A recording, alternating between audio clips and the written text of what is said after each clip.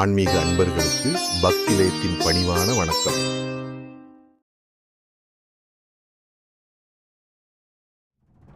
இறைவனின் படைப்பில் மான் மிகவும் அழகானது.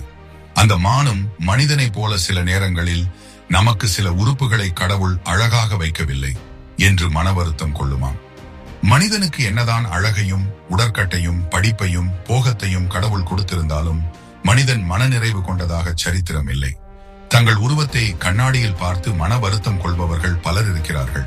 கடவுளின் படைப்பில் நாம் அனைவருமே அழகானவர்கள்தான். யாருக்கு உடல் நலக்குறைவோ அல்லது உடல் ஊனமோ அவர்கள்தான் வருத்தம் கொள்ளலாம். மற்றவர்கள் வருத்தம் அடைவது நியாயம் அல்ல.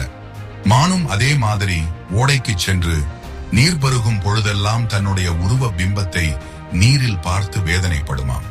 ச்சே, என்ன காலை இது, ஒல்லியா குச்சி மாதிரி, கடவுள் தடிதடியா அழகா குட்டையா வைக்காம போய்விட்டாரே, இந்த உருவத்திற்கும் இந்த அழகுக்கும் இந்த கால் தேவையா என்று வேதனைப்படுமாம். கிளைகளைப் போல அழகான கொம்பு இருப்பதால் சந்தோஷமும் கொள்ளுமாம். ஆஹா, எவ்வளவு அழகான கொம்பை கடவுள் எனக்கு தந்திருக்கிறார், கிளைகளைய அழகா பிரிந்து போகின்றதே, எனக்கு கிடைத்ததை போன்ற கொம்புகள் மற்ற ஜீவராசிகளுக்கு இல்லையே என்று பெருமைப்பட்டுக் கொள்ளுமாம். ஒரு நாள் மான் புல் மேய்ந்து கொண்டிருந்தது. அந்த நேரத்தில் புலி ஒன்று மானை பார்த்து துரத்த ஆரம்பித்தது. தன் உயிரை காப்பாற்றிக் கொள்ள மான் மிகவும் வேகத்தோடு ஓடியது. ஓடும் வழியில் அதன் கொம்பு ஒரு மரத்தின் தாழ்வான கிளையில் மாட்டிக்கொண்டது. மானின் கால்களோ வேகமாக ஓடத் துடித்தது. கொம்போ ஒத்துழைக்கவில்லை. புலியோ அதை கொல்வதற்கு நெருங்கி வந்து கொண்டிருந்தது. கடுமையான போராட்டத்திற்கு பிறகு மானின் கொம்பு உடைந்து விட்டது. மானும் தப்பித்து ஓடி ஒரு புதரில் மறைந்து கொண்டது. மான் தன்னுடைய அழகில்லாத கால்கள் தன்னை காப்பாற்ற துடித்ததையும் அழகான கொம்பு மறுத்ததையும் நினைத்து வருத்தப்பட்டது. மேலும் கொம்பு உடைந்ததற்கு வருத்தம் கொள்ளவில்லை. அது மற்றொரு பக்க கொம்பையும் வெறுக்க துவங்கியது. எல்லோருடைய மனமும் அழகில் மயங்கும் தன்மையை உடையது. சீதை மாயமானின் அழகில் மயங்கி பின் துன்புற்றார். துன்பத்திற்கு காரணம் மனசுதான். ஆசையை உருவாக்குவதும் மனசுதான். மனசு என்ற குதிரைக்கு நாம் கடிவாளமிட்டு அடக்கி ஆள வேண்டும்.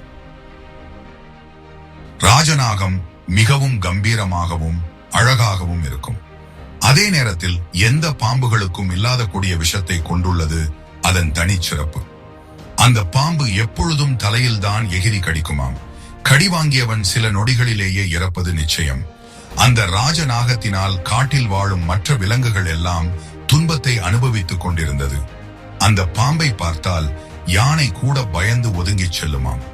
அந்த பாம்புகள் பெரும்பாலும் நதிக்கரை ஓரங்களில்தான் அதிக அளவில் குஞ்சு பொரிக்கும்.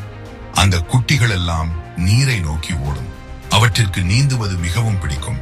மீன்களையும் தவளைகளையும் பிடித்து அவைகள் உணவாக கொள்ளும். அப்படி நீரில் வரும்போது அதை நீரில் உள்ள முதலை பிடித்து தின்றுவிடும்.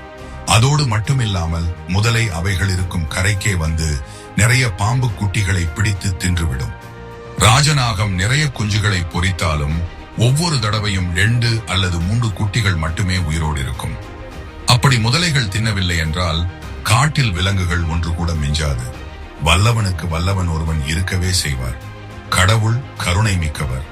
எந்த ஒரு ஆரம்பத்திற்கும் முடிவை வைத்திருப்பார், தீர்வை வைத்திருப்பார். துன்பத்திற்கும் முடிவை கொடுப்பார். கொடுமைக்காரர்களுக்கும் ஒரு முடிவை வைத்திருப்பார். அகந்தையில் இருப்பவர்களுக்கும் பாடம் புகட்டுவார். கடவுள் வல்லமை உடைய ஒன்றை படைத்து விட்டால் அதற்கு ஈடாக மாற்று ஏற்பாடாக வேறு ஒன்றையும் படைத்திருப்பார். இது இயற்கையின் நியதி.